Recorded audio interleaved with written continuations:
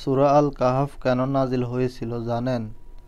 রাসূলুল্লাহ সাল্লাল্লাহু আলাইহি সাল্লামের নবুয়তকে প্রশ্নবিদ্ধ করতে মুশরিকরা আহলে কিতাবদের কাছ থেকে ৩টা প্রশ্ন দাঁড় করে আনে। আহলে কিতাবরা বলে দিয়েছিল, সত্যিকার নবী না হলে এই প্রশ্নগুলোর উত্তর দেওয়া কখনোই সম্ভব হবে না। মুশরিকরা নবীজি সাল্লাল্লাহু আলাইহি সাল্লামকে কখনোই সত্য নবী মনে করত না।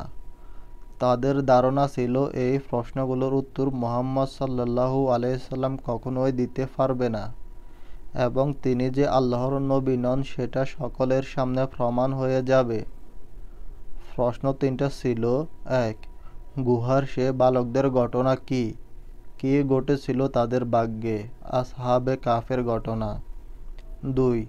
সে ধর্ম অন্তফান রাজা কে, যাকে আল্লাহ সুবহানাহু ওয়া তাআলা পূর্ব এবং পশ্চিমের গোটা রাজত্ব দান করেছিলেন? যুলকারনাইন আলাইহিস সালামের ঘটনা। ৩.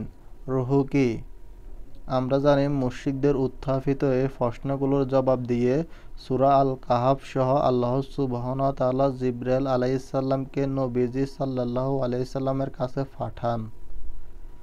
এখানে আমার চিন্তাটা একটু অন্য জায়গায়।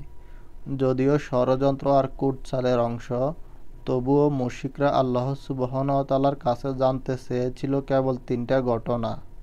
কিন্তু সূরা আল কাহাফে আল্লাহ সুবহানাহু ওয়া তাআলা কি শুধু ৩টা ঘটনা জানিয়েছেন?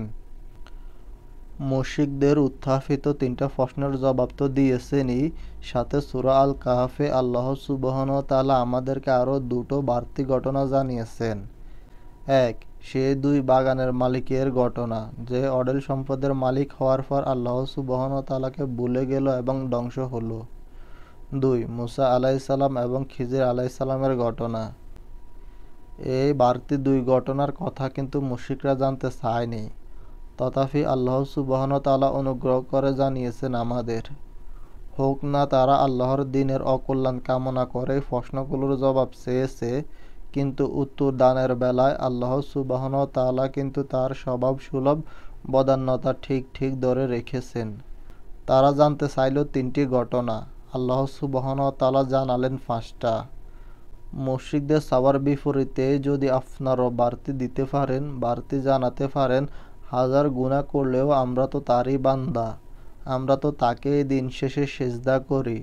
আমরা যদি তার কাছে কোনো কিছু চাই, তিনি কত গুণ বেশি করে আমাদের দিতে পারেন ভাবুন তো।